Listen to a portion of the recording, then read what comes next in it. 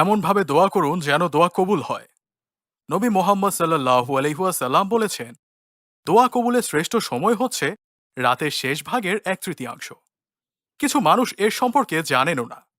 অনেকে বলে, আজ অনেক বছর হলো আমি রাতের 1/3 এর অভিজ্ঞতা অর্জন করছি, কিন্তু আমি জানি না আসলেও এর অস্তিত্ব আছে কিনা। তাই না? হতে পারে এটি কোনো গল্প। ব্যাপারটি হচ্ছে ফজরের আধা ঘন্টা আগে ঘুম থেকে উঠে নামাজ পড়া।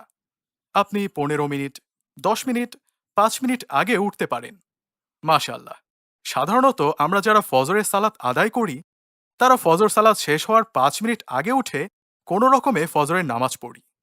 দোয়া কবুলের সময় পাওয়ার জন্য আপনাকে ফজর শুরু হওয়ার 5 মিনিট আগে ঘুম থেকে উঠতে হবে। শুধু এই কাজটাই আপনাকে করতে হবে। আপনার সাথে যখন আল্লাহ সুবহানাহু ওয়া তাআলার কথোপকথন হবে, সেটাই বিশেষ দোয়া, যার জন্য বিশেষ উৎসর্গ প্রয়োজন। কেউ কেউ হয়তো বলবেন, জনাব, আপনি কেন ইসলামকে এত কঠিন করে ফেলছেন? আল্লাহ সুবহানাহু ওয়া তাআলা যে কোনো সময়ের দোয়া কবুল করেন। আপনি কেন মানুষকে দোয়া কবুলের জন্য ভোর 5টায় উঠতে বলছেন? আপনার সমস্যা কি? আচ্ছা, আমার যদি ভোরে ফ্লাইট থাকে কোনো জরুরি কাজের জন্য, তাহলে কি মধ্যরাতে আমি ঘুম থেকে উঠতে বাধ্য নই? হ্যাঁ, আমার যদি ভোর 5টায় ফ্লাইট থাকে, তাহলে তো আপনি 3টা বাজে উঠে যান। বাসা থেকে 3টা 30 বাজে বের হয়ে যান। আর গাড়ি ড্রাইভ করে এয়ারপোর্টে যান। তখন শুধু সবাই নয়, সবকিছু ঘুমে থাকে। ঠিক যেমন একটা কাঠবেড়ালি আপনার সামনের বারান্দাতে ঘুমায় কোনো চিন্তা ছাড়া। সবাই এবং সবকিছু ঘুম। সেই সময় আপনি ড্রাইভ করে চারদিকে দেখছেন আর ভাবছেন এখন গভীর রাত। তখন আপনার মনে প্রশ্ন জাগতে পারে আপনার জীবনের কিছু সিদ্ধান্তের ওপর, কিছু বিষয়ের ওপর। আমি কেন গভীর রাতে এয়ারপোর্টে ড্রাইভ করে যাচ্ছি, ইত্যাদি। আমি আমার জীবনে কি ভুল করেছি, তাই না?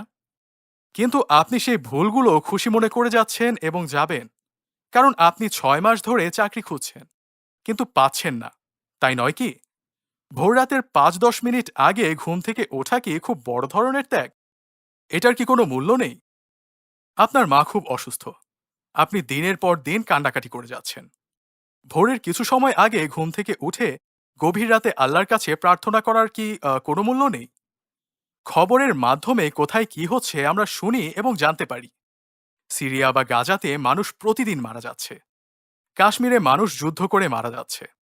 আমরা সেগুলো পড়ি, পোস্ট করি, অনলাইনে শেয়ার করি, আবার রিটুইট করি। আমরা কি ভোররাতের 10 মিনিট আগে উঠে দোয়া করেছি? আমাকে কি সেসব খবর এতটুকু করতে বাধ্য করেছে? এটার কি কোনো মূল্য নেই?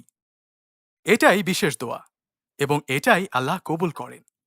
আমাদের আরেকটি সুযোগ আছে যেটার সম্পর্কে মহানবী সাল্লাল্লাহু আলাইহি ওয়াসাল্লাম বলেছেন। সেটা হলো, যে দোয়া আজান এবং ইকামতের মাঝখানের সময়টিতে করা হয়, সেই দোয়া আল্লাহ তাআলা দ্রুত কবুল করেন। যারা এই বিষয়টি বুঝতে পারছেন না, তাদের জন্য আবার বলছি। আপনি যখন মসজিদে নামাজ শুরুর আগে মসজিদে যাবেন, আচ্ছা এটা আবার কি? মসজিদে কি ইকামতের আগে ইউনিকর্ন থাকে? আমরা জানি না। আমরা কেউ জানি না ইকামতের আগে মসজিদ দেখতে কেমন। নামাজ শুরু হওয়ার আগে আমি কখনো এত আগে মসজিদে যাইনি। আর আমি ইকামত শুনতে কেমন তাও জানি না। কেউ কেউ ইকামত শুনে এটাও বলে বসে, সে তো ভুল আজান দিচ্ছে। না, এটা ইকামত, যেটা সে বহু বছরেও শোনেনি, তাই না? তাই আপনাকে আগে মসজিদে যাওয়ার অভ্যেস করতে হবে। এতে কি হবে? আপনি একদিন মসজিদে আগে যাবেন।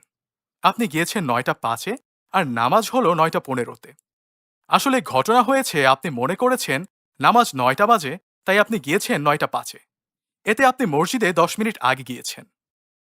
আপনি ভেতরে গিয়ে শেখ ইব্রাহিমের কাছে গিয়ে জিজ্ঞেস করেন, শেখ, আমরা নামাজ পড়ছি না কেন? আপনার এমন ভাব যেন আপনি এখানের কর্তা। যাই হোক, আপনি জিজ্ঞেস করছেন আমরা নামাজ পড়ছি না কেন। তখন শায়েখ উত্তর দিবেন, ভাই, নামাজ তো 15 মিনিট পর।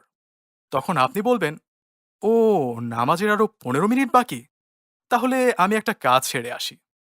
তখন শায়েখ আপনাকে বলবেন, না ভাই, আপনি যাবেন না, আসুন ভেতরে বসুন। তখন ভেতরে গিয়ে আমরা কি করি? আমরা এক কোণায় গিয়ে বসি, আর পকেট থেকে ফোন বের করি, আর নিজের একটা ছবি তুলি আর পোস্ট করি, নামাজ আদায় করতে তাড়াতাড়ি এসেছি। আমরা এটাই করি। এমনটি করবেন না। আল্লাহর ওয়াস্তে এটা করবেন না। নামাজের 10-15 মিনিট আগে যেহেতু গিয়েছেন, তখন এক কোণায় গিয়ে বসুন, আল্লাহর কাছে হাত তুলুন আর তার সাথে কথা বলুন। আল্লাহর সাথে মন খুলে কথা বলুন। আর দেখুন আল্লাহ আপনার মনের ইচ্ছেগুলো পূরণ করেন কিনা। আল্লাহর কাছে এমনভাবে দোয়া করবেন, এর মানে হলো একটি বিশেষ মুহূর্ত খুঁজে নেবেন দোয়া করার জন্য। ভালো সম্পর্ক রাখি। আসসালামু আলাইকুম। আমি নোমান আলী খানের বাংলা ডাবিং করি। আপনারা এই চ্যানেলটি সাবস্ক্রাইব করে রাখুন। নতুন আপডেট পেতে বেল বাটন প্রেস করুন আর আমাদের ভিডিওগুলো প্রিয়জনদের সাথে শেয়ার করুন। জাযাকাল্লাহু খাইরান।